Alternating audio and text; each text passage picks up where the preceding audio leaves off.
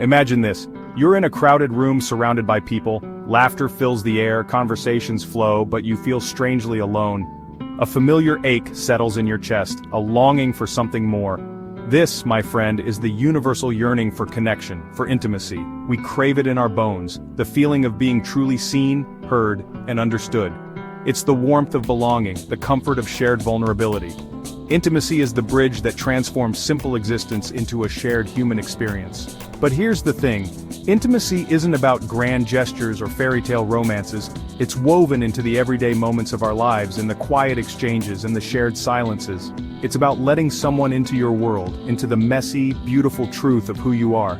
It's about allowing yourself to be known, flaws and all, and finding the courage to know another just as deeply.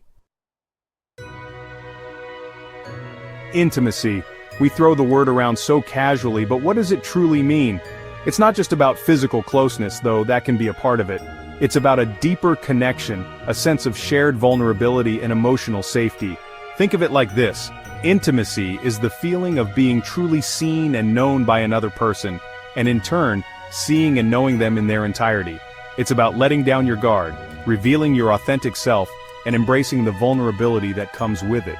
True intimacy requires courage. It requires us to show up authentically, to be present with our emotions, and to allow ourselves to be affected by another.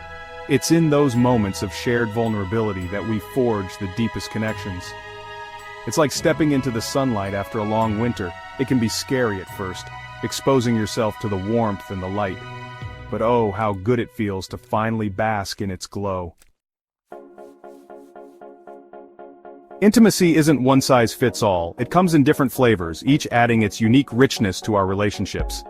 Let's explore 4 key types: emotional, physical, intellectual, and spiritual. Emotional intimacy thrives on vulnerability. It's about sharing your feelings openly and honestly, whether they're joyful tears or moments of frustration.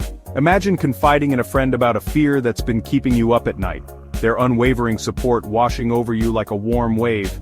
That's emotional intimacy in action. Physical intimacy often involves touch, but it's not just about sexual intimacy, it's about the comfort of a hug from a loved one, the playful nudge from a friend, the feeling of connection that comes from physical closeness. Intellectual intimacy sparks when you connect with someone on a mental level. It's about engaging in stimulating conversations, sharing ideas, and challenging each other to grow. Picture yourself lost in a conversation that stretches late into the night, your mind buzzing with new perspectives. Spiritual intimacy connects you on a deeper, almost ethereal level. It's about sharing values, beliefs, and experiences that touch your soul. Imagine watching the sunset with a loved one, a shared silence speaking volumes about the awe and wonder you both feel. It's important to remember that these types of intimacy are interconnected. They weave together to create a tapestry of connection that enriches our relationships and our lives. Section 4. Intimacy, the heartbeat of our connections. Intimacy is the lifeblood of our relationships. It's the glue that holds us together, the spark that ignites passion, and the foundation upon which trust and understanding are built. Without intimacy, relationships wither and fade, leaving behind a void that echoes with unspoken words and unmet needs. Imagine a garden deprived of sunlight and water. Eventually, even the most vibrant flowers will wilt. But when we nurture intimacy, our relationships flourish. We feel seen, heard, and valued for who we truly are.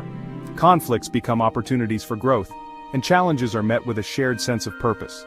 Intimacy allows us to weather life's storms together, knowing that we have a safe harbor in each other's arms. It's the feeling of coming home after a long journey, the comfort of knowing that you are loved unconditionally. Section 5. Cultivating closeness, nurturing the seeds of intimacy. Building and maintaining intimacy requires conscious effort, but the rewards are immeasurable. It's like tending a garden. It takes time, patience, and a whole lot of love. Start by creating a safe space for vulnerability. Put down your defenses, silence your inner critic, and allow yourself to be truly seen. Encourage your loved ones to do the same, offering empathy and understanding without judgment. Make time for meaningful conversations. Put away your phones, turn off the TV, and truly listen to each other. Share your thoughts, feelings, and experiences, and encourage your loved ones to do the same. Practice active listening. Pay attention to their words, their body language, and the unspoken emotions behind their words. Reflect back what you hear to ensure you truly understand, and offer validation and support. Don't underestimate the power of physical touch. A warm hug, a gentle touch on the arm, or a simple handhold can speak volumes. Engage in activities that bring you physically closer, whether it's dancing, cuddling, or simply holding hands while you walk. Section 6. The courage to be seen. Embracing vulnerability for deeper connection. Vulnerability is often seen as a weakness, but in the context of intimacy, it is our greatest strength. It's the key that unlocks the door to deeper connection, allowing us to experience the full spectrum of human emotions. When we allow ourselves to be vulnerable, we are essentially saying, "This is me, flaws and all. I trust you enough to see me, to know me, and to love me anyway." It's about sharing our fears, our insecurities, and our deepest desires, knowing that we won't be met with judgment or rejection. It's about allowing ourselves to be seen in our entirety, without pretense or masks. Embracing vulnerability requires courage, but it's a courage worth cultivating. For it's in those moments of shared vulnerability that we forge the strongest bonds, the connections that transcend the superficial and touch the very core of our being. Section 7. Intimacy, a journey of shared humanity. Intimacy is not a destination, it's a journey. It's a continuous dance of connection and disconnection, of vulnerability and courage, of giving and receiving love. There will be moments when you feel deeply connected and moments when you feel distant. There will be times when vulnerability flows effortlessly and times when it feels terrifying. And that's okay. The key is to approach intimacy with an open heart, a willingness to be present, and a commitment to nurturing the connections that matter most. Remember that intimacy is a gift that we give to ourselves and to those we allow into our hearts. It's a gift that enriches our lives, deepens our relationships, and reminds us that we are not alone in this human experience. So go forth and embrace the messy, beautiful, and utterly human experience of intimacy. For it is in the depths of our connections that we discover the true meaning of being alive,